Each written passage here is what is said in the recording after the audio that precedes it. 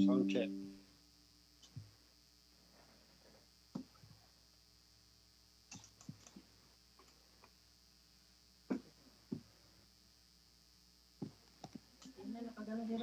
Okay. Okay. Good morning. Welcome po sa ating Lord's Day Worship Service. Request ko po na mag-sit tayo po tayo at tayo magdasal.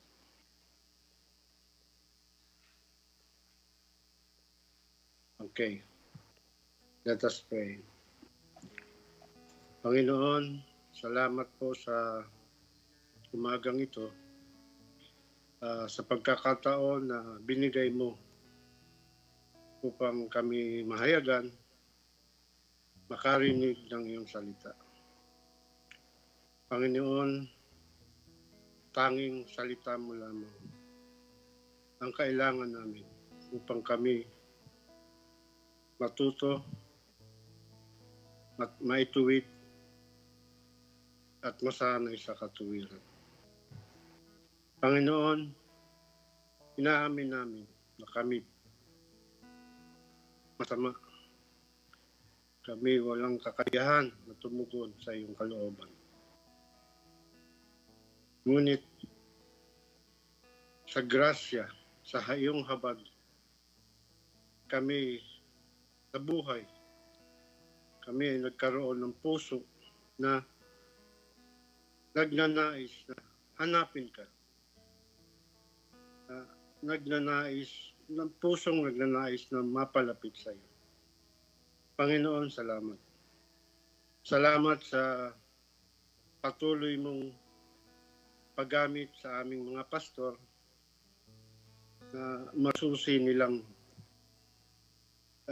pinag-aaralan ang iyong salita upang ito'y may i-share sa amin ng tama ang katotohanan. Panginoon, salamat sa patuloy mo na pagpapahalaga sa amin. Ito ang aming panalangin sa aming Panginoon, sa aming tagapagligtas na si Jesus. Amen. Okay, good morning. So, pasiyo po na po tayo. Sa ating mga announcement, meron po tayong Bible study, 4:30 to 5:30, Monday hanggang Friday, no? Online and on-site. On-site dyan sa Bahay Panambahan. At ang Bible study ng mga super tatay and super nanay, 7:30 po hanggang 8:30, every Friday. Online po yan. So, sa Saturday, ang ating NPHP, Night of Psalms, Hymns, and Prayers, 7 to 8 p.m. po. Online and on-site, no? Dito, tayo ituturuan para manalangin, no? Kapagkat ang buhay ng isang Kristiyano ay dapat talaga na palagi tayong tatawag sa ating Panginoon. And ito po ang sa ating second anniversary po. Sa March 31, malapit na po yan. Andiyan na kami yan. Ang oras po is 3 to 7, no? 3 to 5, yan po yung ating Lord's Day, no? 3 to 5 p.m. Tapos, yung 5 to 7, dyan na po ang ating pagsalo-salo. At meron din po tayong mga games, no? Humanda po tayo sa games kasi malaki yata yung mga inandang papremyo ng ating pastor. At magdala na rin po kayo ng pagkain na ating mapapagsaluhan. So, yun po, no? And last, sa ating giving offering. Diyan po, meron po tayong box diyan sa likod. Kailangan po natin yan kasi po sa pagpapaayos ng ating bahay panambahan. So, sabi nga sa kanyang salita sa 2 Corinthians 9:7, sa last part po, no, sinabi doon na iniibig ng Diyos ang nagbibigay ng masaya. Ibig sabihin, maluwag sa puso natin ang pagbibigay. So, yun lamang po. Salamat and good morning. Dumako na po tayo sa ating declaration. Bye-bye.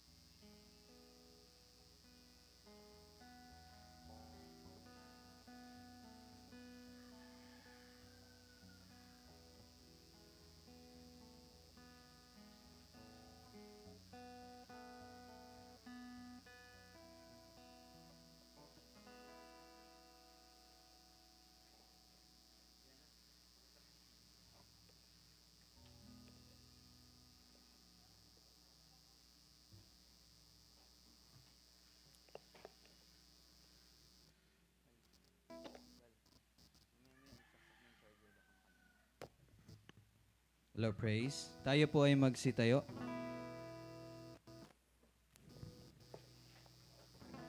So, atin pong awitin ang ating unang kanta.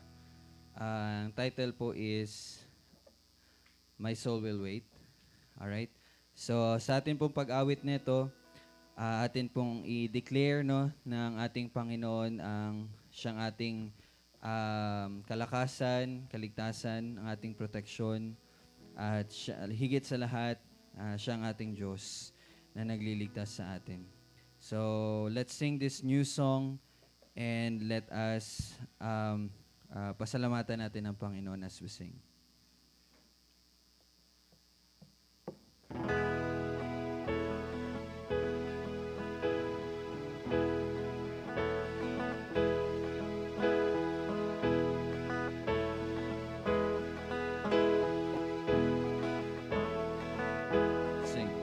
When the enemies my heart is growing within, when the darkness overwhelms and my fears are pressing in, I will trust in you, O Lord. In your presence I will wait. I will stand upon your word. You're my solid rock and my salvation, my steadfast hope that won't be shaken. My soul will wait, my soul will wait for you.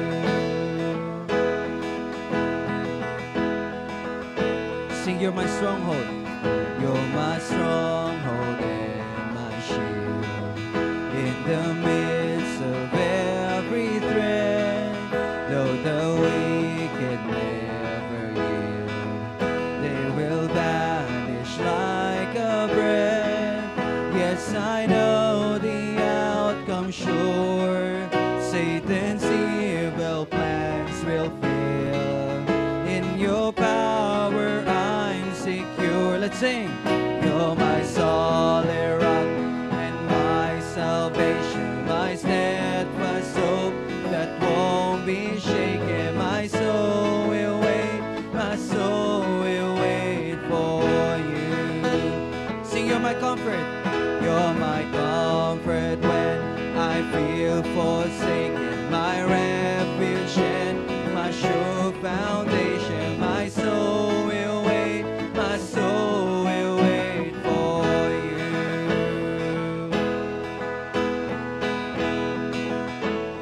Sing, this is love, this is love I can't explain. This is mercy unreserved through your sacrifice so great. I have peace that's undeserved, for the battle has been won, and I fear no shame or loss. Now the sting of death is gone. Let's sing. You're my solid rock and my salvation, my steadfast hope won't be shaken. My soul will wait, my soul will wait for you. Sing, you're my comfort, you're my comfort when I feel forsaken, my refuge and sure foundation. My soul will wait, my soul will wait for you.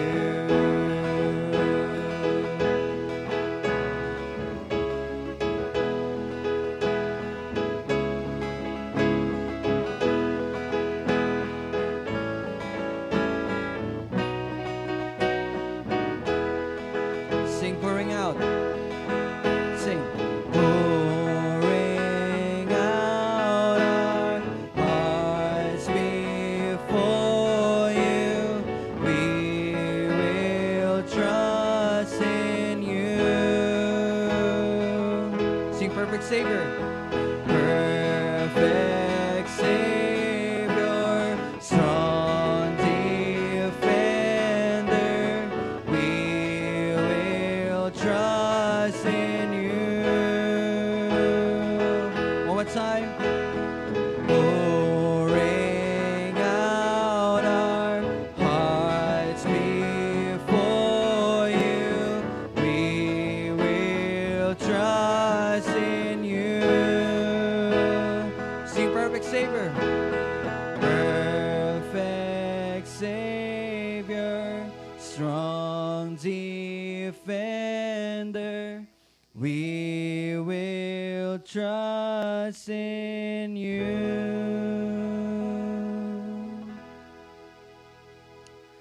Salamat sa Panginoon. So sa ating pagpapatuloy, as we declare na siya ang ating kaligtasan, ngayon we will declare na tayo ay hindi na sa atin, but tayo namumuhay sa Kanya na siyang namatay para sa atin. So kakantayin natin ang pangalawang kanta, I Am Not My Own.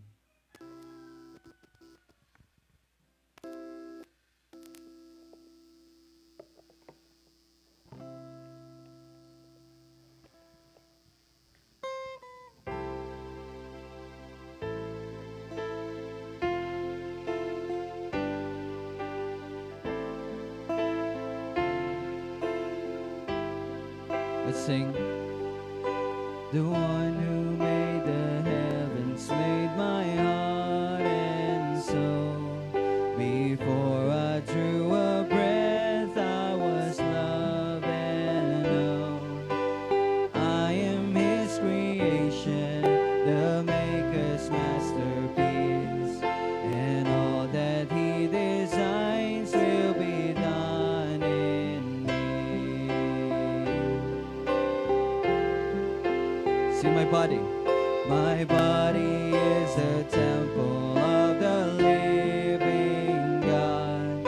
I worship in this house that His blood has bought.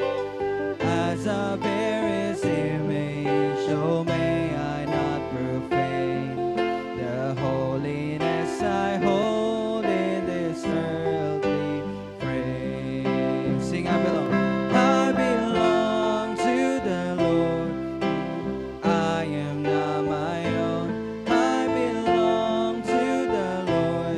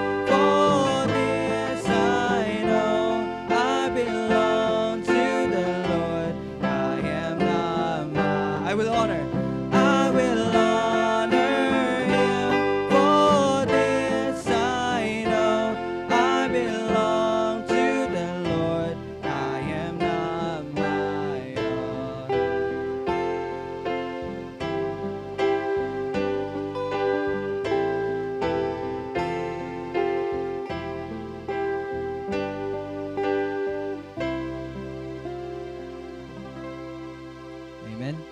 So sa huling kanta, let's declare na ang ating Panginoon ay dakila. So kakantahin natin ang kantang How Great Thou Art.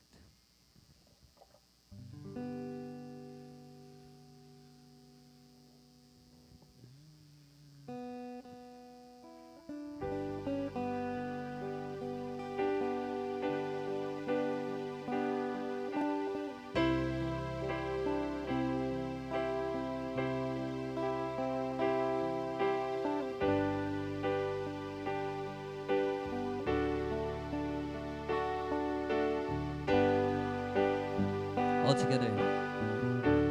Oh Lord my God, when I in awesome wonder consider all thy hands thy hand hath made, I see the stars, I hear the rolling thunder, thy power throughout the universe display. And so we sing, and sings my soul, my Savior God, to thee. How great thou art, how great thou art. Then sings my soul, my Savior God, to thee. How great thou art, how great thou art. And when I think his son not sparing, send him to die, I scarce can take it in. Sing on the cross, that on the cross my burden gladly bearing, he bled and died to take away my sin. Pasalamatan natin ang Panginoon. Then sings my soul, my Savior God, to thee. How great thou art, how great thou art. Then sings my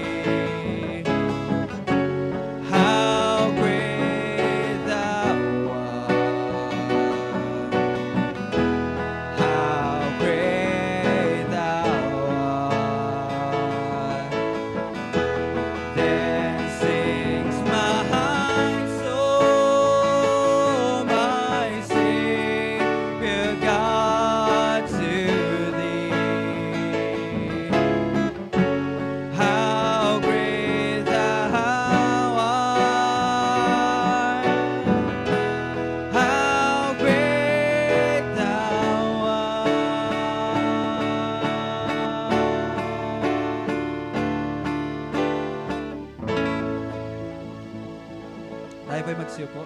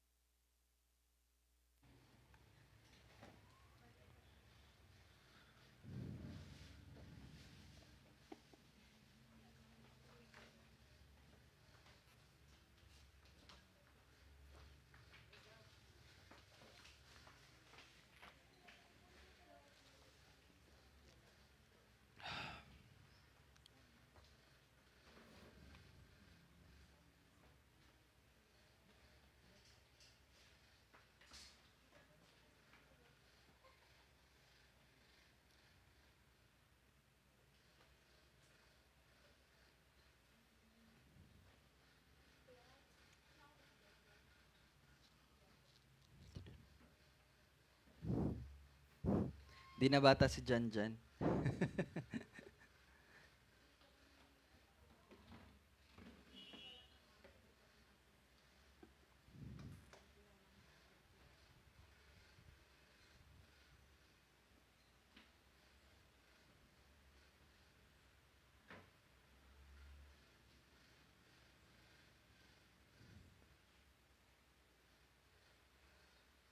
Alright. Sige po, good morning sa lahat and welcome sa ating Lord's Day worship service. Welcome din sa mga nakasali sa atin sa online. Welcome, no? So, okay, tayo po ay magsisimula na. At sa ating pagsisimula, atin pong buksan ang ating mga Biblia sa mga gawa. Tayo po ay magpapatuloy sa ating pag-aaral sa chapter 2. And last week, natapos po natin ang verse 37. Hanggang verse 37 po tayo last week, no? Pero I think for this Sunday, magpapatuloy tayo. Yes, hanggang verse, ano tayo pala? 39 last week. Ngayon naman, babalikan natin yung verse 37. No? So, if you have your Bible, i-open po ninyo sa Acts 2, verse 37. So, last week, magre-review lang tayo sandali para sa mga kasama natin na wala, no?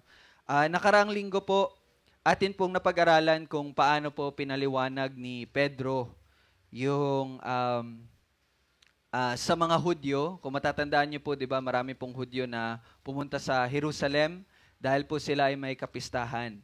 So ipinaliwanag po ni Pedro kung ano yung nangyayari na yon. At again, kung maalala po ninyo, sabi ni Pedro, yun po ay ang katuparan ng propesiya na isinulat po ni Propeta Joel.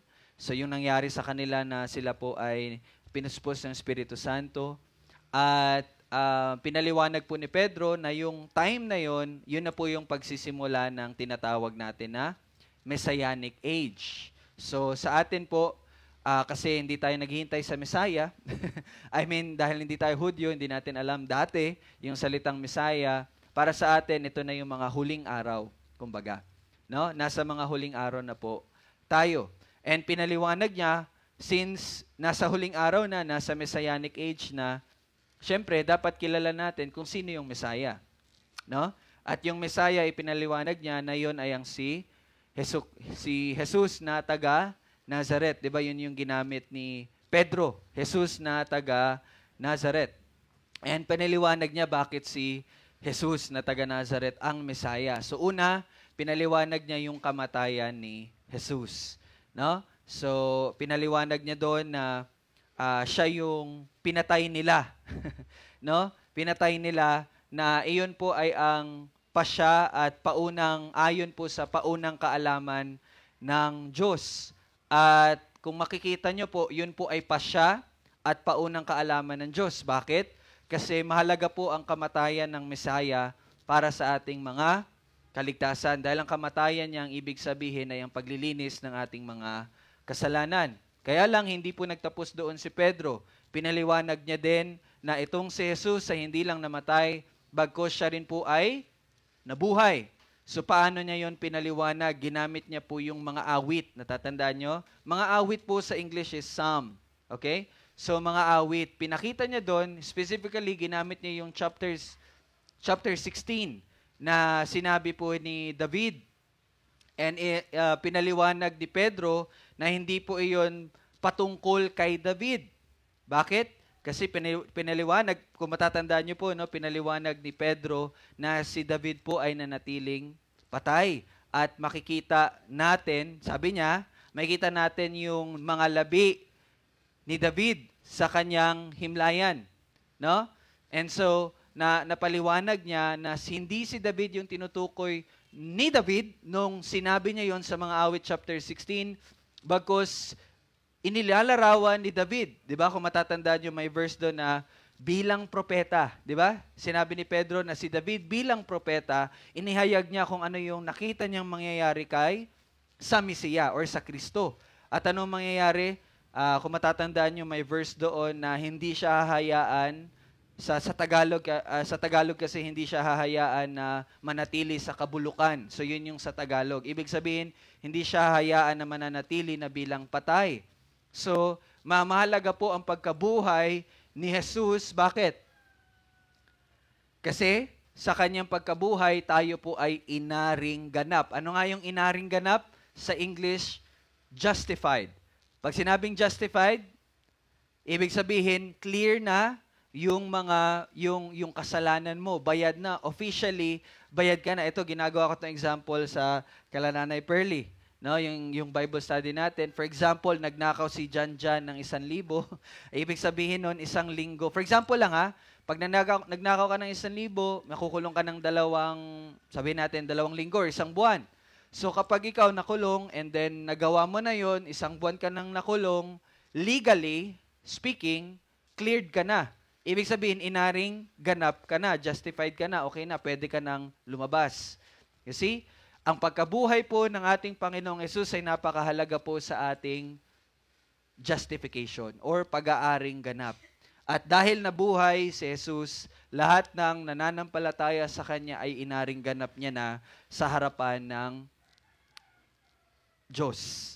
Okay? So pagkamatay, pagkabuhay, at hindi lang doon nagtapos si Pedro, kung matatandaan niyo po, ipinaliwanag niya rin na si Jesus ay hindi lang nanatiling buhay kasama nila, but siya din po ay umakyat na sa langit. Anong pinapakita ng kanyang pag-akyat sa langit? Ito po ay ang pagpapakita na siya ay pinarangalan ng Diyos Ama. At yun po ang pangako ng Ama sa kanya. Siya ay gagawin niyang higit sa lahat, no? At may verse doon na lahat ng sa English ko lang kasi medyo memorize. Every knee will bow in heavens and on earth and under the earth. Lahat po talaga ay mapapa sa kanyang otoridad, no? So anong ibig sabihin noon sa kanyang pag-akyat po sa langit ay ibinigay din ang pangako ng Ama. At ano yung pangako na yun? Ang pagpuspos ng pagbuhos ng Espiritu Santo. So ibig sabihin, nung ibinuhos ng Espiritu Santo sa panahon ng Pentecostes, ibig sabihin nun, tunay ngang nandun na sa kanang kamay ng Diyos Ama ang ating Panginoong Jesus at siya'y pinarangalan na ng Diyos. Kaya naibuhos niya na yung Espiritu Santo. At anong kahalagahan ng Espiritu Santo para sa atin na ngayon na mga mananampalataya? Ang ibig sabihin nun, yun ang ating katiyakan na tayo ay sa Kanya, di ba? No? May nabasa kami sa Bible study namin noong nakaraan na ang banal na Espiritu ang siyang nagsisilbing seal or ano ba yun sa Tagalog? Yung selyo, no? For example, sigurado na, sure na, 'di ba? At meron din tayong nabasa sa ating mga Bible study na ang banal na Espiritu ay ang paunang bayad. Anong ibig sabihin ng paunang bayad? Sa atin, alam natin, down payment, parang ganun, no? Pero sa utang yun. Pero itong paunang bayad na ito, hindi ito patungkol sa utang.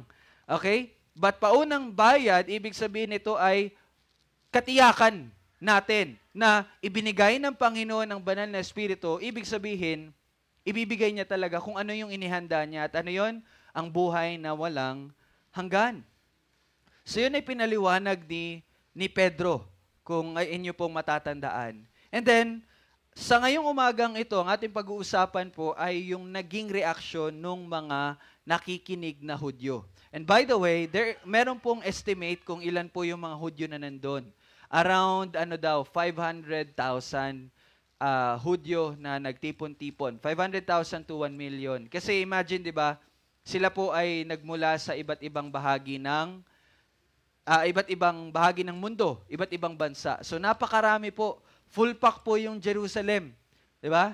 So imagine that, napakaraming taong nakikinig kay Pedro. So yan po ang ating titingnan sa kung ano po o paano po tumugon ang mga Hudyo sa inihayag ni Pedro, inihayag ng Panginoon sa pamagitan ni Pedro. At let us learn from their responses. At naway ito rin ang ating maging response. No? So basahin po natin verse 37 hanggang verse 42. Nang marinig nila ito, nasaktan ang kanilang puso at sinabi kay Pedro at sa iba pang mga apostol, "Mga Ginoo, mga kapatid, anong dapat naming gawin?"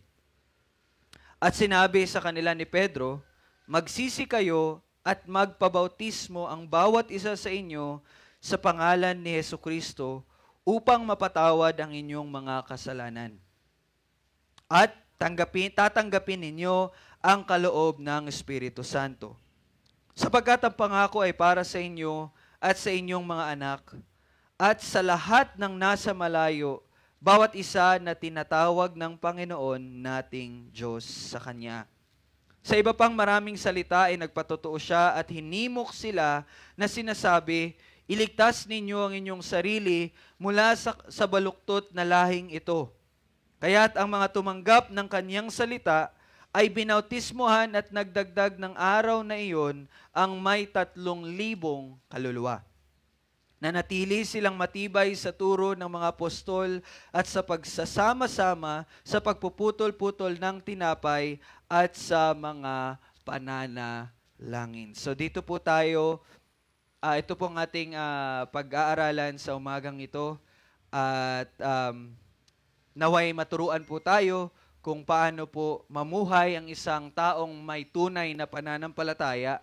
Makikita natin dito yung mga signs ng taong may tunay na pananampalataya at kung ano dapat ang nakikita sa iglesia ng Panginoon. So ibig sabihin kung ano dapat ang nakikita sa atin since tayo po ay kabilang sa iglesia ng Diyos. Tayo po ay manalangin muna. Panginoon, Ikaw po ang tunay na Diyos at ang buhay na walang hanggan ay ang makilala ka, na nag-iisang Diyos na tunay at ang iyong kaisa-isang anak na si Jesucristo na iyong isinugo. Panalangin ko po, Panginoon, na patuloy mo pong ihayag sa bawat isa ang iyong kaluwalhatian, na ikaw ay patuloy na makilala namin, makilala na hindi po katulad dito sa mundo, na pangalan mo lang ang alam, ngunit magiging totoo at tunay sa aming pamumuhay ang malalim na relasyon na meron ng isang tunay na iniligtas mo sa iyo, O Diyos. Panginoon, Ikaw po magpatuloy na magbigay sa amin ng puso na mapagkumbaba at bawat isa ay magpapasako, Panginoon, sa iyong kalooban. Turuan mo po ako, Panginoon, ang mga salita na aking bibigkasin ay naway nagmumula sa Espiritu Santo. Puspusin mo po ako, O Diyos, sa pamagitan ng iyong habag at ng iyong awa. At ang bawat isa ay patuloy na palakasin mo, patatagin mo, ituwid mo, O Diyos, at sawayin mo na ang iyong katawan, ng iyong iglesia ay patuloy na lumago para sa iyong kaluwalhatian. Ito aming panalangin sa pangalan ni Jesus. Amen.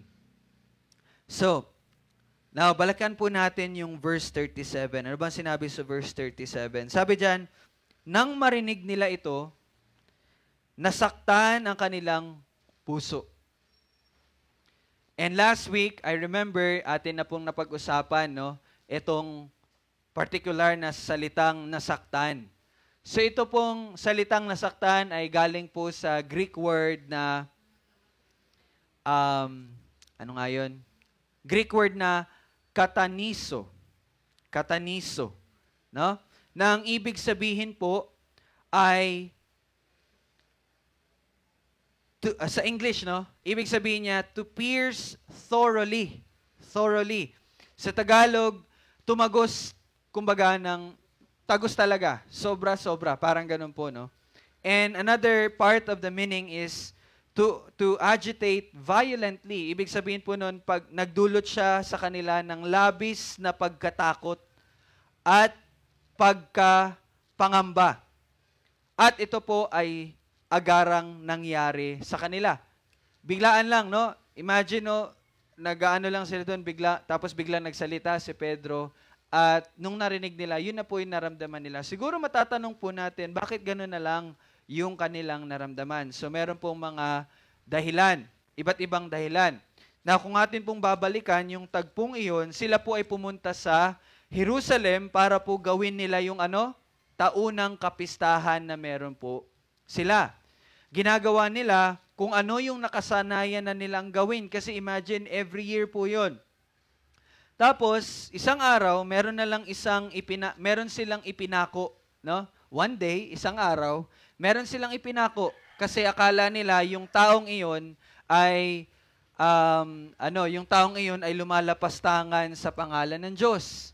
Akala nila, yung taong iyon ay gumagawa ng mga bagay na hindi naman ayon sa kung ano yung tinuturo nila, sa kung paano nila naiintindihan yung kautusan ng Panginoon. Di ba yun yung nangyari? No? And then, pagkatapos noon, ay patuloy lang sila sa kung ano yung ginagawa nila, sa kung paano nila sineselebrate yung kapistahan.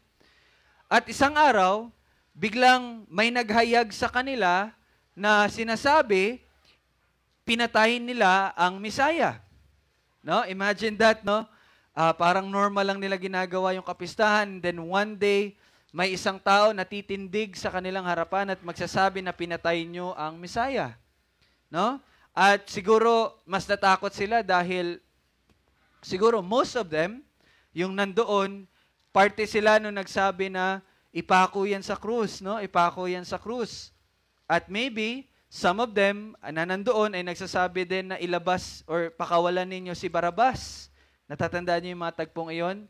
So, yun ay ang mga maaaring dahilan nung naintindihan nila na si Jesus pala ang Mesaya. Naisip nila siguro yun nila.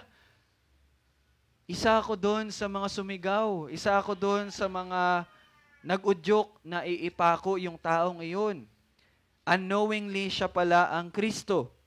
And then sabi ko rin po nung nakaraang linggo na yung nangyari po sa kanila na sila ay nasaktan, yun po ay magandang senyales na kumikilos po ang Espiritu Santo sa buhay ng mga taong nakaramdam ng pagkatakot or pagkasakit sa kanilang mga puso. Bakit po? Kasi dapat po nating maunawaan na isa po sa mga gawain ng Espiritu Santo po ay ang sa English pa, i-convict tayo sa kasalanan. No?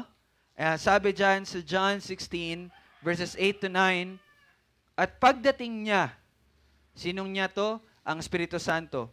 Kanyang susumbatan ang sanlibutan tungkol sa kasalanan, sa katuwiran, at sa kahatulan. Tungkol sa kasalanan, sapagkat hindi sila sumasampalataya sa akin. Ito po ay mga salita ng ating Panginoong Hesus. Ano daw ang gagawin ng banal na Espiritu? Susumbatan ang sanlibutan. Saan? Una, sa kasalanan. Pangalawa, sa katuwiran.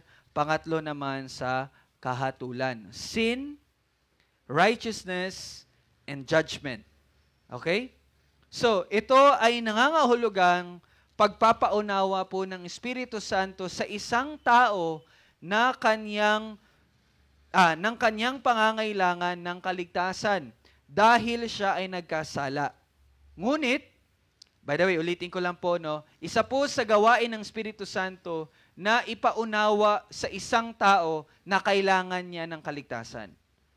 At paano niya yon maiintindihan at maiisip? Kapag naintindihan niya na siya ay nagkasala sa Panginoon. Nakakita na po ba kayo ng mga tao na pag tinanong mo, kapag mamatay ka, saan ka papunta? Sasabihin na, sa impyerno, yung tumatawa pa, kumbaga. May naano na ba kayong taong ganon? Yung, impyerno, syempre, yung gaganon pa ba, no? Langan. Di ba? Langan. Kasala good ko. Pirno good ko. May mga ganun tao ba, no? Ano pong impression nyo kapag ganun magsalita yung mga tao? Anong pinapakita kapag ganun sila magsalita? Isang dahilan, maybe, gino-joke lang nila, no? Yung ano. Pero isa po talaga sa dahilan, hindi nila nauunawaan anong ibig sabihin na mapunta sa impyerno.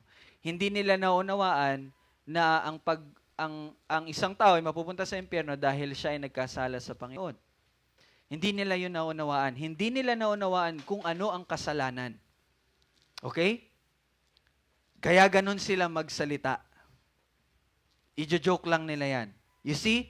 Ibig sabihin nun, ang banal na espiritu ay hindi kumikilos sa buhay ng tao ngayon. Pero kapag ang isang tao naunawaan niya kung ano ang kasalanan, pag ang isang tao naunawaan niya na siya ay nagkasala sa Diyos, that's one sign na ang Espiritu Santo ay kumikilos sa buhay ng isang tao. Ngunit, take note, kailangan po nating maintindihan na may mga taong nakakaramdam ng kalungkutan dahil sa kanilang mga kasalanan. Ngunit, hindi naman talaga tunay naligtas.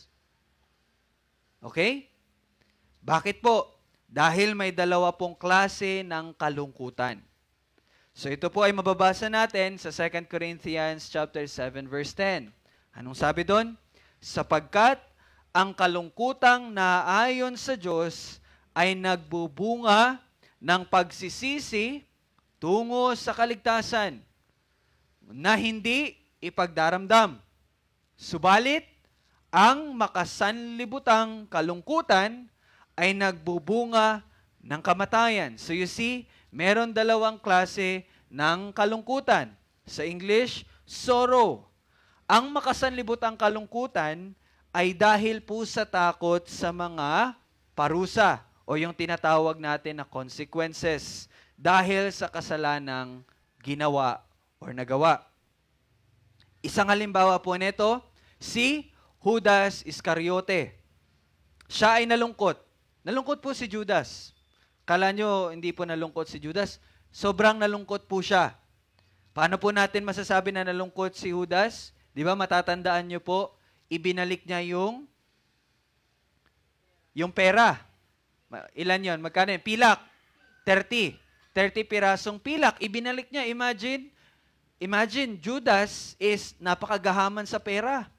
Kasi nung time na siya po ay kasama ni Jesus, nagnanakaw po si Judas, no? Pasekreto. Yan yung tinatawag natin ng mga secret sins. Hindi po biglaan na ipinagkanulo ni Judas ang Panginoong Jesus. Nangyari po yun dahil gawain niya na po yun. Nagtatago lamang siya. Kaya nga po, natatandaan ko po, meron pong isang linggo na sinabi ko po sa inyo, maging maingat po tayo sa mga patagong kasalanan. Okay? Mga patagong kasalanan. And imagine, Judas. Yes, ginagawa niya yun. Pero nagkaroon siya ng kalungkutan. To the point na sinabi niya sa mga punong pare na nagkamali siya. Sinabi niya yun, nagkamali siya. Even binalik niya pa yung pera. You see? Pero, ano pong nangyari sa kanya? Anong ginawa niya? Siya po ay nagpakamatay. Bakit? Ano yung kalungkutan na meron siya?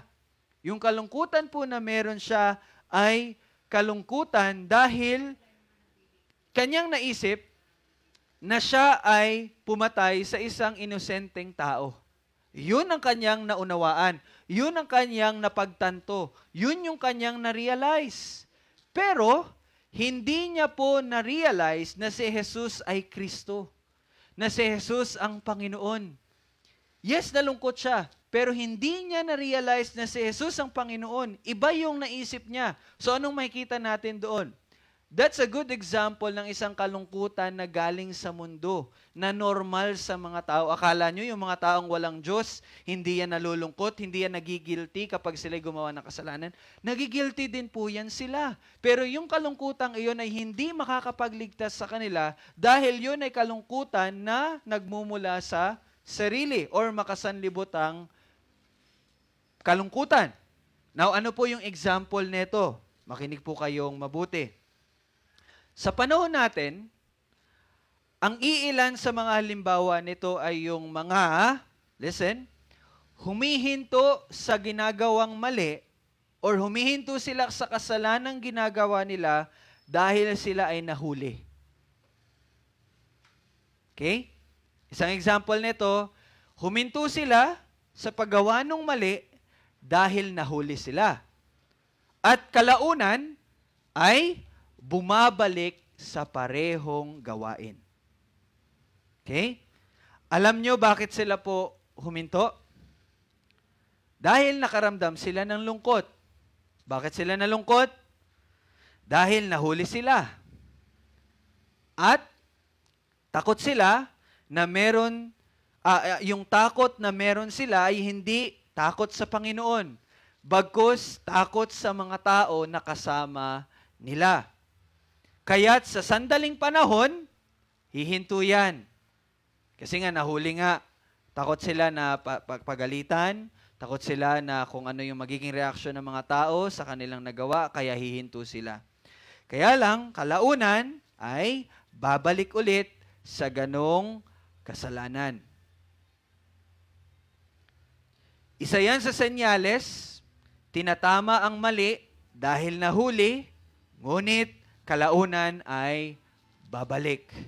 Ang kanilang kalungkutan ay makasanlibutan. So kapatid, kung may ganyan po tayong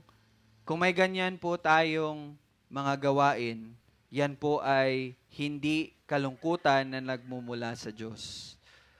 But normal na kalungkutan. Normally kasi nga nahuli ka na. Normally kasi nalaman na.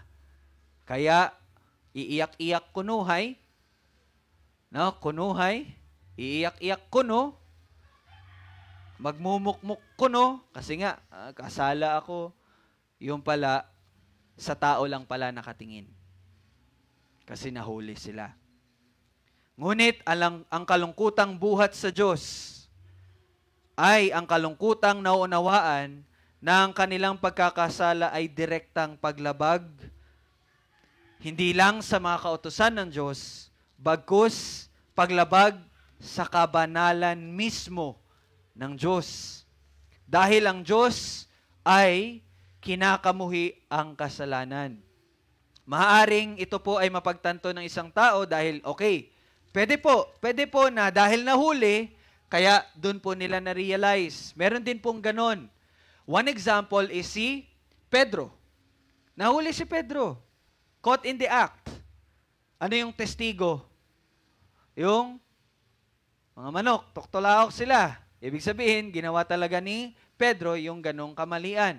And dun lang napagtanto ni Pedro na nagkamali siya. Pero, ang kaibahan po ni Pedro, siya po ay may tunay na pagsisisi.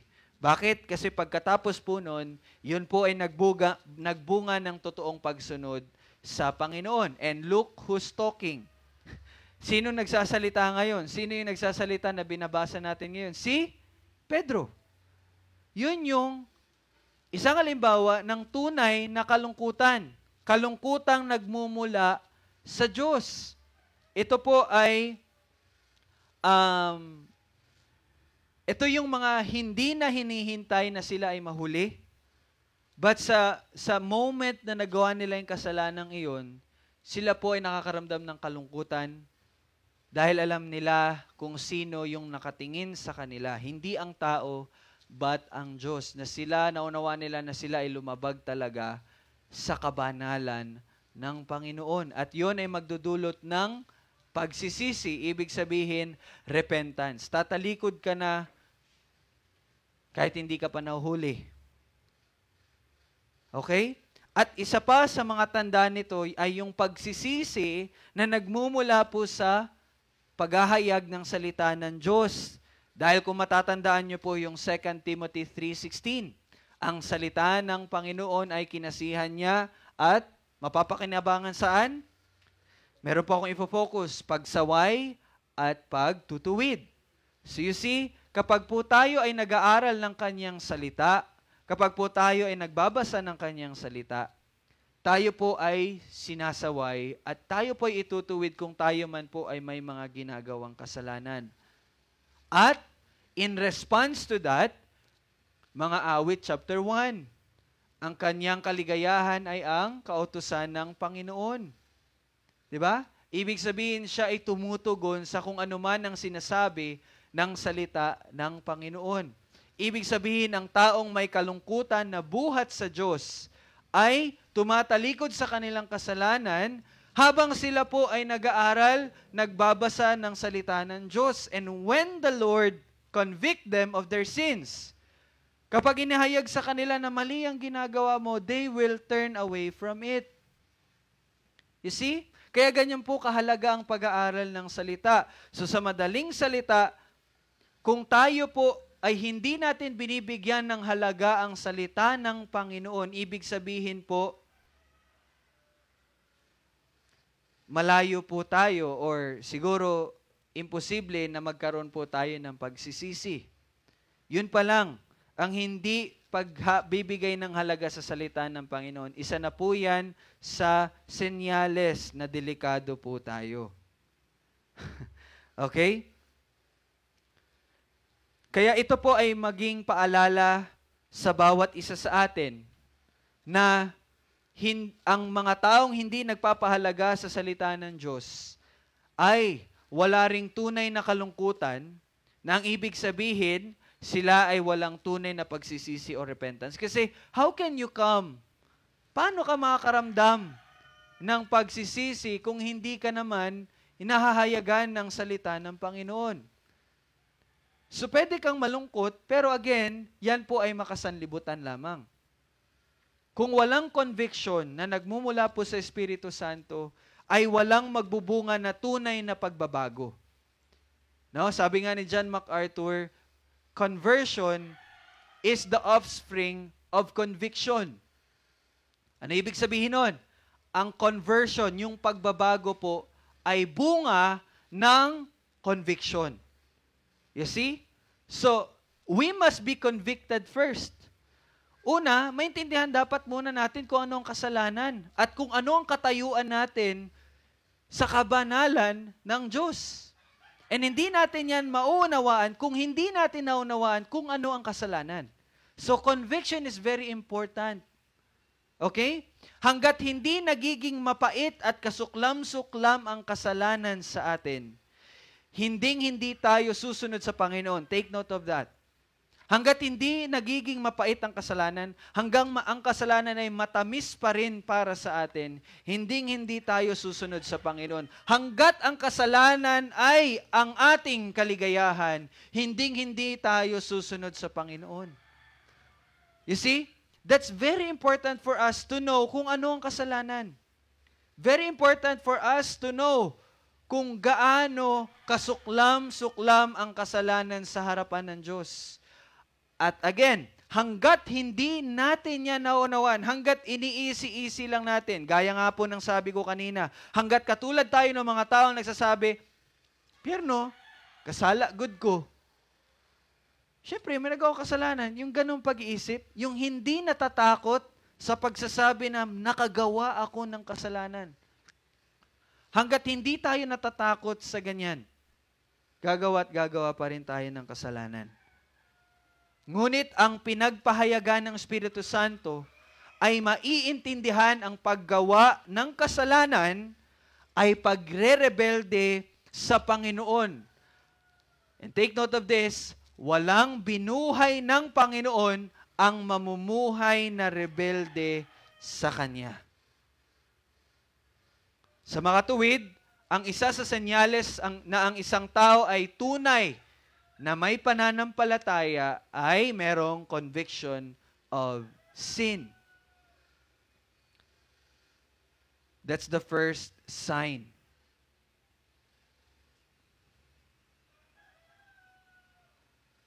Conviction of sin. Now, magpatuloy po tayo. Anong sunod na gagawin? Ito yung tanong ng mga Hudyo. Patuloy tayo sa verse 37. Sabi ng mga Hudyo, mga Ginoo, mga kapatid, anong dapat naming gawin? Now, yung tanong po na ito, yung anong dapat naming gawin, mababasa po natin to malimit. Malimit po natin na mababasa ito sa Biblia. Now, meron po tayong halimbawa na babasahin. Pakinggan po natin yung Lucas 3 verses 10 to 14. Sabi dito, ito po ay si Juan Tagabautismo. Tinanong siya ng maraming tao. Tingnan niyo po anong tanong nila. Ano ang dapat naming gawin? Sumagot siya sa kanila, ang may 2 tunika ay magbahagi sa wala at ang may pagkain ay gayon din ang gawin. Ibig sabihin, magbigay. Dumating din ang mga maniningil ng buwis upang magpabautismo at sinasabi nila sa kanya, Guro, anong dapat namin gawin? Same question. Sabi naman, sinabi niya sa kanila, huwag na kayong sumingil pa ng higit kaysa inutos sa inyo. And then, tinanong din siya ng mga kawal, another group of people, at kami, anong dapat naming gawin? At sinabi niya sa kanila, huwag kayong mangikil ng salapi kanino man sa pamagitan ng dahas o maling paratang at masiyahan kayo sa inyong sahod. Dapat basahin natin to sa mga pulis na. Okay? Bagamat ang tanong na ito ay pagpapakita na ang isang tao ay may kagustuhang malaman ang dapat niyang gawin. Di ba? Gusto niyo malaman, ano ba yung dapat kong gawin para siya ay maligtas sa tiyak na kapahamakan? Okay? Hindi po ito kasiguraduhan na tunay ngang nagsisisi ang taong iyon. Take note. Yes, pwede tayong magtanong, Lord, ano bang dapat kong gawin? Pwede yon. Pero hindi po yon senyales. Hindi po yun kasiguraduhan na yung taong iyon ay tunay talagang may pagsisisi. Bakit? Let me give you an example. Mark 10, 17 to 22. Tingnan po natin. Nang siya'y naghahanda na sa kanyang paglalakbay, this is Jesus Christ, may isang lalaking patakbong lumapit sa kanya. At pagluhod sa kanyang harapan, lumuhod pa yung lalaki. Siya'y tinanong, mabuting guro, ano ang dapat kong gawin? You see? Same question. Anong dapat kong gawin upang magmana ng buhay na walang hanggan? No, very specific ang kanyang tanong. Anong dapat kong gawin para magkaroon ng buhay na walang hanggan? Sinabi sa kanya ni Jesus, bakit tinatawag mo akong mabuti? Walang mabuti kundi ang Diyos lamang. Nalalaman mo ang mga utos, huwag kang pumatay, huwag kang mangalunya, huwag kang magnakaw, huwag kang sumaksi sa kasinungalingan, huwag kang mandaya, igalang mo ang iyong ama at ina. At sinabi niya sa kanya, Guro, ang lahat ng mga bagay na ito ay aking tinupad mula sa aking kabataan. Grabe itong taong to, no? Nagagawa niya daw yon. Buhat pa, no, sa kanyang kabataan. And then si Jesus, pagtingin sa kanya ay minahal siya at sinabi, no, parang nag-smile si Jesus Christ, no, sa sinabi nung lalaki. And then sabi ng Panginoon, isang bagay ang kulang sa iyo. Humayo ka, ipagbili mo ang lahat at ibigay mo ang salapi sa dukha at magkaroon ka ng kayamanan sa langit at pumarito ka, sumunod ka sa akin, no? Benta mo yan lahat. Subalit siya'y nanlumo sa sinabing ito. Grabe nun, nanlumo talaga siya. At siya'y umalis na nalulungkot sapagkat siya'y maraming ari-arian. Okay? Now, nakikita niyo po ba yon? Hindi. Naririnig nyo lang yon. Okay? Hindi po iyan, kung makikita nyo po dito, no? Hindi po iyan sa salita, hindi iyan sa pagtatanong ano ang dapat kong gawin, hindi iyan sa pag-iyak-iyak, hindi iyan sa paggawa ng mga gawain sa simbahan, Hindi yan sa pagsali sa mga Bible study. Hindi yan sa pagiging magaling sa pag-memorize sa mga verses. Bagaman lahat po ng iyon ay maganda, ngunit sana'y maunawaan po natin na yung mga bagay po na iyon ay pwedeng maging hindi totoo. 'Di ba? Lahat ng nabanggit ko kanina, maganda po yon. Pero lahat po ng iyon, pwedeng pikiin. Pwedeng hindi totoo yung mga lahat ng iyon. So, pwedeng pagkukunwari lamang ang lahat ng iyon. Pwede pong dala lang ng emosyon. O pwede lang din na na-pressure ka dahil kasali ka sa pamilya. No? Or siguro iniisip nyo, wala na nagsisimba sa kanila. Kailangan ko na magsimba doon. Diba? Pwede nyo po yung maisip. Or dahil nandito kasi sa property namin yung simbahan. So, kailangan ko magsimba. Pwedeng ganun. Pwedeng ganun ang ating puso sa paggawa ng mga bagay na yon. Now, kailangan po natin mapatunayan na totoo na ang isang tao ay tunay na may pagsisisi at paano po natin yon malalaman. Okay? Kasi alam niyo po ba, mga kapatid, madali lang po talagang magsabing, ako ay nananampalataya sa Panginoon. That's very easy to say. At naiintindihan po yun ni Pedro. Alam niya na madaling sabihin, kasi nga nagtanong po yung mga Hudyo sa kanya, ano ang dapat naming gawin, di ba? Alam ni Pedro na itong mga taong ito, pwede sila magsabi, okay, mananampalataya ako kay Jesus. So, ang ginawa po ni Pedro, again, it is God, through Pedro, ang ginawa niya, tinest niya kung totoo yung pananampalataya na meron itong mga taong ito, na meron itong mga Hudyong ito. Kaya pansinin niyo po kung ano yung naging sagot, ano yung naging tugon ni Pedro. Di ba? Ang tanong, anong dapat namin gawin? Basahin natin yung verse 38. At sinabi sa kanila ni Pedro, magsisi kayo. Magpakatino kayo. Hindi, joke lang. Magsisi kayo at magpabautismo ang bawat isa sa inyo sa pangalan ni Jesucristo upang mapatawad ang inyong mga kasalanan at tatanggapin ninyo ang kaloob ng Espiritu Santo. Tingnan niyo po yung sagot ni Pedro. Hindi niya sinabing manampalataya kayo, sumunod kayo sa amin. Hindi. Ba't anong sinabi niya? Magsisi kayo at magpabautismo sa pangalan ni Jesucristo. Very specific. Magpabautismo sa pangalan ni Jesucristo. Bakit po ganon? Kasi po, kung matatandaan niyo po noong nakaraang linggo, akin pong sinabi sa inyo na ang pagpapabautismo po ay alam na alam po ng mga Hudyo kung ano ang pagpapabautismo. Napaliwanag ko na rin po ito na itong pagpapabautismo po ay requirement. Okay? Yung pagpapabautismo ay requirement ng mga Hudyo para sa mga dayuhan na gustong maging Hudyo or mga gustong magpa-convert sa Judaismo. May 3 pong steps. Ano yung 3 steps na yun? Una, mag-aalay sila. Pangalawa, tutuliin sila. Pangatlo, magpapabautismo sila. Now, dahil alam po ni Pedro na alam ng mga Hudyong nakakarinig or nakikinig sa kanya anong ibig sabihin ng pagpapabautismo, ang kanya pong ginawa ay alam niya na yung pagpapabautismo po ay ang huling hakbang upang ang isang dayuhan o hentil ay opisyal na maging or mapabilang sa Judaismo. Isa din sa mga bagay po na alam ni Pedro na alam niya na itong mga Hudyong ito na ang mga sila po ay may galit. Kanino? Kay Jesus. Alam ni Pedro na itong mga Hudyong ito, galit kay Jesus. Sa makatuwid, yung mga sumusunod din kay Jesus ay kanilang kinakagalitan.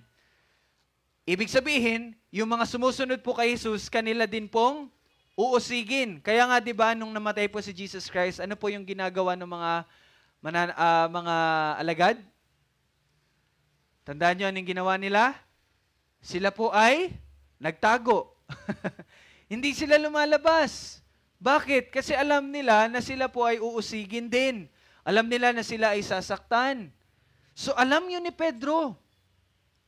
Naunawaan ni Pedro na alam nitong mga Hudyong ito na kapag kayo ay sumunod kay Jesus, yung mga Hudyo na mananatili sa pagiging, sa kanilang paniniwala, uusigin sila. Naintindihan niyo po yung sitwasyon? Peter understood that. So, ginawa po ni Pedro, again, it is God, the Holy Spirit, through Pedro, upang matest ang totoong may pagsisisi at upang walang matawag na mga sekretong alagad. By the way, wala pong sekretong Kristiyano. Dapat maunawaan po natin yan. Wala pong sekretong Kristiyano. At wala naman po talagang ganon. Kaya nga po sabi ni Jesus, tingnan niyo po yung sinabi ni Jesus Christ in Matthew 10, 32-33. Kaya't ang bawat kumikilala sa akin sa harapan ng mga tao, ay kikilalanin ko rin sa harapan ng aking Ama na nasa langit. Ngunit sino mang magkaila sa akin sa harapan ng mga tao ay pagkakaila ko rin naman sa harapan ng aking Ama na nasa langit. Anong sinasabi nito? No? Kung atin pong babasahin, alam niyo po ba kung babasahin niyo yung Matthew 10? Ang tungkol po sa Matthew 10 ay ang pagbibigay po ng instruction ng Panginoong Hesus sa darating na pag-uusig. So ito pong sinasabi ng Panginoong Hesus dito ay sa konteksto po na uusigin sila sa pangalan ni Jesus. Yan po ang sinasabi niya, kung ipagkakaila niyo ako, ikakaila ko din kayo sa Ama. No? So, sa makatuwid, ito ay ang pagsubok sa mga Hudyo kung sino ang tunay na mananampalataya kay Jesus na handang iwan, itakwil at talikuran ng kanilang mga sarili at mahalaga sa kanilang mga buhay. Kaya yun po ang sinabi ni Pedro. At kung babalikan po natin yung tagpo kanina sa pagitan ni Jesus at nung lalaki, natatandaan niyo po yung binasa natin kanina na mayamang lalaki, nagtanong po siya, di ba? Nagtanong yung mayaman na lalaki, ano yung gagawin ko upang magmana ng buhay na walang hanggan? At kung matatandaan niyo po, hindi po sinabi ng Panginoong Hesus, manampalataya ka sa akin at sumunod ka. Di ba? But anong sinabi niya? Ibenta mo ang lahat ng iyong ari-arian. Bakit ganun ang sinabi ng Panginoon? And imagine, kung matatandaan niyo po, ano din ang sinabi ni John the Baptist sa mga nagtatanong sa kanya? Di ba? May 3 grupo na nagtanong kay John the Baptist. Natandaan niyo po ba kanina? May 3 grupo. Iba't iba ang tugon ni John the Baptist. Hindi pareho. Hindi niya sinabi na manampalataya kayo, sumunod kayo kay Jesus. Nakikita niyo po yun, bakit iba-iba yung sinasabi nila? Di ba sa atin, sa panahon natin ngayon, pag tayo tatanungin, paano ako maliligtas, Rael? Have faith. Now I learned, hindi pala ganun. Yes, it's through faith, pero pala, this is something na natutunan ko, and sana matutunan din ninyo. Yun po ay iba't ibang tugon nila, di po ba? And balik tayo sa konteksto ng mayamang lalaki. Bakit po sinabi ni Jesus na ibenta mong lahat ng iyong ari-arian at ibigay sa mahirap at sumunod sa akin? Bakit? Bakit iyon ang sinabi ng Panginoong Jesus? Ibig sabihin po nito na ang pananampalataya kay Jesus ay nangangahulugang, listen, ang pananampalataya kay Jesus ay nangangahulugang siya ang nagmamay-ari ng iyong buhay. At ibig sabihin nun, ang pag-iwan mo sa buong pagkatao mo at pagpapahalaga mo sa mga bagay-bagay dito sa mundo ay iiwan mo na. Na nauunawaan na ang tanging halaga ng buhay mo ay ang masunod ang kalooban niya. At ang buong pagtitiwala na ikaw ay iniligtas niya, ang iyong kaluluwa ay iniligtas niya, ganun din ang iyong pisikal na katawan. Ganun din ang iyong pisikal na pangangailangan sa mundong ito. Kung kaya't ikaw ay nagpapasakop at handang mawala ang lahat kung ito man ay mamarapatin ng Panginoon. Sa makatuwid, Siya po ang halaga at tanging mahalaga sa buhay mo. Wala nang iba. Kung kaya't sinabi ni Jesus sa lalaking mayaman na ibenta mo ang lahat ng iyong ari-arian upang mahayag kung ano talaga ang nasa puso ng lalaking iyon. You see? At ano po ang nangyari? Nakita natin kung ano talaga ang meron sa kanya. Wala siyang pananampalataya. Bakit? Mahal niya ang kayamanang meron siya. At kung ang sino man ang may mas pinapahalagahan, listen carefully, kung sino man ang may mas pinapahalagahan at mas iniibig maliban sa Panginoon, ay kailanman hindi magiging alagad ng Panginoong Hesukristo. That is very clear sa mga salita ng Panginoon. If any one of you wants to be my disciple, you must surrender everything. Kaya tingnan niyo po ang sinabi nila. Pag tinanong, anong kailangan naming gawin para maligtas? Iwan mo to. Kasi yon ang magpapatunay na ikaw ay may tunay na pananampalataya sa Panginoon. That's what I learned. Kaya, pag mag-share na po tayo ng gospel, napaka-importante din pala na malaman natin kung ano yung klaseng pamumuhay na meron yung taong iyon. Kung ano yung mahalaga sa taong iyon. At pagkatapos, kapag siya'y nagtanong, anong kailangan kong gawin para ako'y maligtas? Yes, sasabihin natin manampalataya sa Panginoong Jesus. Pero ang ibig kahulugan nun, iiwan mo tong kasalanan na to. Iiwan mo tong mahalaga sa buhay mo. Let me give you an example. For example, nag-share kayo ng gospel and merong isang, sabihin natin, bading or tomboy. Yan, very clear kasi kung anong meron sila. When we share the gospel to those people, after sharing what Christ did, kapag nasa challenge na tayo, ang sasabihin natin sila, you must have faith in Christ, manampalataya ka sa Kanya, pero ang kahulugan nito, hindi ka na magiging bading. At hindi ka na magpapatuloy sa pamumuhay ng pagiging tomboy. At kung hindi mo yan gagawin, hindi ka magkakaroon ng kaligtasan. You see? We test if meron talaga silang pananampalataya. It's do or die. No? Alam nyo kasi sa atin, ang iniisip natin, sige lang, paunti-unti, iano mo yan. Di ba? Ganun tayo dati. Sige lang, maano mo rin yan next time. Hindi pala ganun. No? Sabi mo talaga, iiwan mo yan o hindi. Kung totoo kang nananampalataya sa Panginoon Jesus, iiwan mo yan. Kung hindi, ibig sabihin, hindi ka nananampalataya. So, ganun din ang tanong natin sa bawat isa, mga kapatid. Hindi ko man po alam kung ano yung mga bagay na pinapahalagahan natin na hindi ayon sa kalooban ng Diyos. So, anong dapat natin gawin? Iwan natin iyon.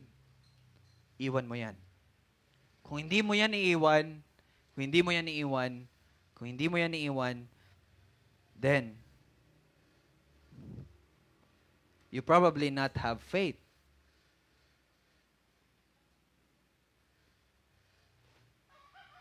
At iyan ang sinabi ni Pedro sa mga Hudyo, sa mga tunay na tatanggap kay Jesus, kayo ay magpabautismo. Yun ang sinabi niya.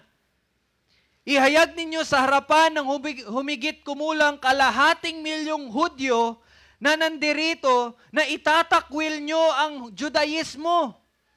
At kung matatandaan nyo po, yung mababasa natin sa verse 5 ng chapter 2, pakita nyo po yung verse 5.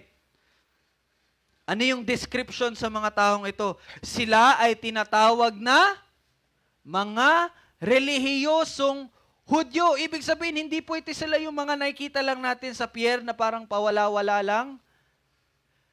Etong mga taong ito, seryoso sila sa ginagawa nila.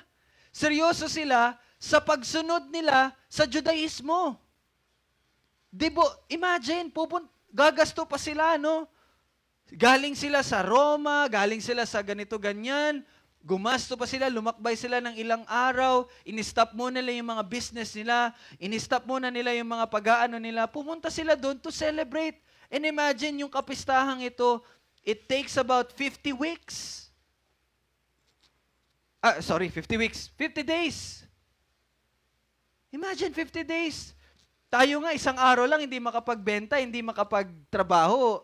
Parang ang laki na sa atin na nawawala dahil may Bible study, dahil may activity sa church. Hindi natin kayang iwan yun, di ba?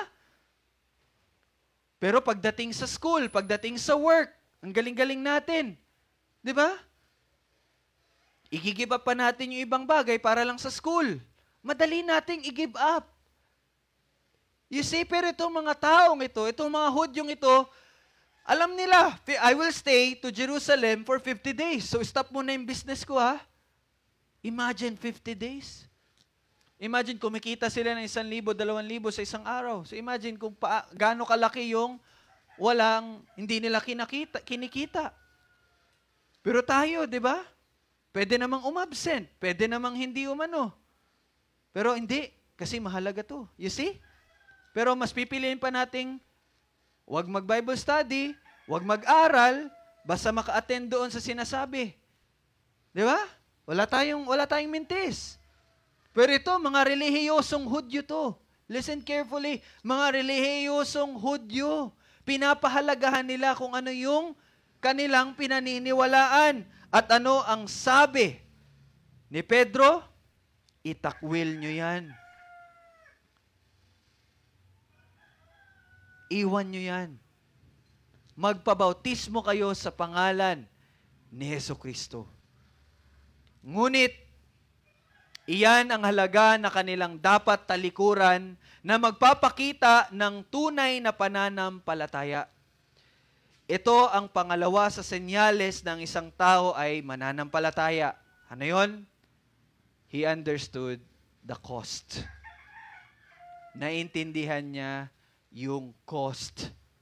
Naintindihan niya na buong buhay niya, lahat ng pagkatao niya, lahat ng mahalaga sa kanya ay wala ng halaga dahil ang mahalaga lamang sa kanya ay ang Panginoong Jesus. And that's the challenge for the Jews, yung mga Hudyo na nakikinig kay Pedro, and that's the same challenge for every one of us.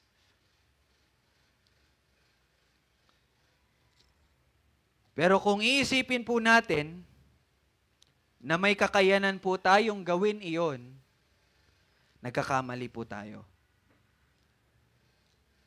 Ang sinasabi po ni Pedro dito ay hindi po conditional na iwan nyo yan, maliligtas kayo. Sa unang pagbabasa, yes, may isip natin na conditional ito. Pero kung ipagpapatuloy po natin ang pagbabasa, ito po ay unconditional.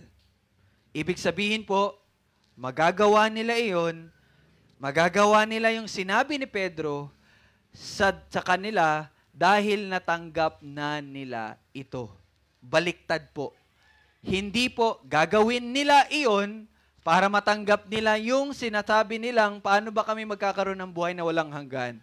But ipapakita po dito ni Pedro na ito po ay magagawa nila dahil natanggap na nila yung buhay na walang hanggan. Hindi po sa lahat ng mga Hudyo na nandun, but sa lahat po ng mga Hudyo na nagsabing paano namin o ano ang gagawin namin. Lahat ng mga Hudyong nasaktan, lahat ng mga Hudyong naunawaan nila ang kasalanan na nagawa nila. Bakit po? Basahin natin yung 38 at 39. At sinabi sa kanila ni Pedro, magsisi kayo at magpabautismo ang bawat isa sa inyo sa pangalan ni Jesucristo upang mapatawad ang inyong mga kasalanan at tatanggapin ninyo ang kaloob ng Espiritu Santo.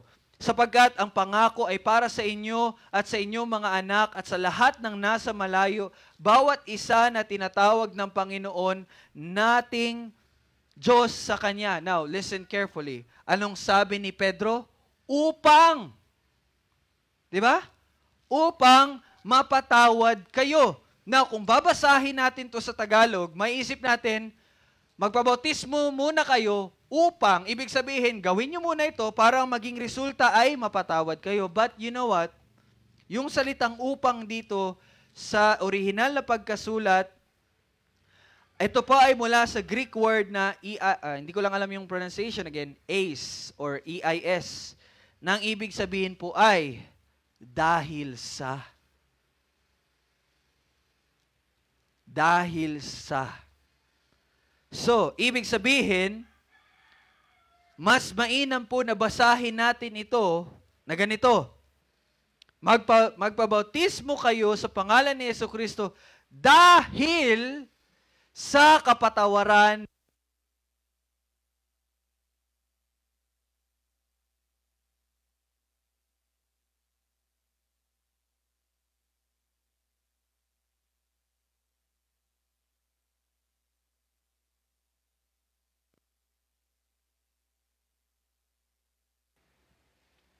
praise. Okay? So sa mga katuwid, kung atin po itong babasahin po natin ito na ganito. Magpabautismo kayo sa pangalan ni Jesucristo dahil sa kapatawaran ng inyong kasalanan. Now maybe, some of you will say, oy Ryle, inuulit mo naman yung binabago mo yung pagkasulat. Okay? Pero kung babasahin niyo po ito sa English, ang gamit po na salita is for. For. Yes, pwede siyang magamit bilang gawin niyo muna ito para. Okay? Pero, upang mas maintindihan po natin, tingnan po natin yung konteksto. Tingnan po natin yung kasunod na sinabi. Ito po yung sabi, at tatanggapin ninyo ang kaloob ng Espiritu Santo. Take note ha, tatanggapin ninyo ang kaloob ng Espiritu Santo. Again, kung hihinto tayo sa verse 38, makikita natin na conditional to. But, kung iintindihin natin, yung pagbabasa po ng verse 39, sabi dito, tatanggapin ninyo ang kaloob ng Espiritu Santo sapagkat. Sapagkat. Ito yung dahilan. Bakit ninyo tatanggapin yung Espiritu Santo? Bakit? Sapagkat ang pangako ay para sa inyo at sa inyong mga anak at sa lahat ng nasa malayo. Now again, ito po ay pangako. Ibig sabihin, ano ba yung pangako? Naitakda na. Di ba? Ang pangako, naitakda na. At kung babasahin natin itong pangako na matatagpuan po sa Joel 2, kung babasahin natin yung konteksto ng buong chapter 2, wala kayong ibang makikita, kundi lahat ay pasya at gawa ng Panginoon. This is my challenge for you. Basahin niyo po yung Joel chapter 2. Mamaya, pagkatapos na ito, basahin niyo po yung Joel chapter 2. Yung buong chapter ng Joel 2. Mababasa po ninyo doon na lahat ng sinasabi sa chapter 2, declaration, hindi condition. Declaration, ibig sabihin, itinalaga ng Panginoon na ito ang mangyayari. Sa panahong ito ang mangyayari. Ganito na mangyayari sa inyo. Ito na pag ganito, ganyan. Yun po ang konteksto ng Joel 2. At ang nangyari ngayon sa tagpo dito sa Acts na binabasa natin, sa chapter 2 ng Acts, ay pagsasakatuparan ng propesiya. Di ba? Naintindihan niyo po yun? At pangakong inihayag ng Panginoon noong una pa. And interestingly, mga kapatid, ang huling parte ng verse 39,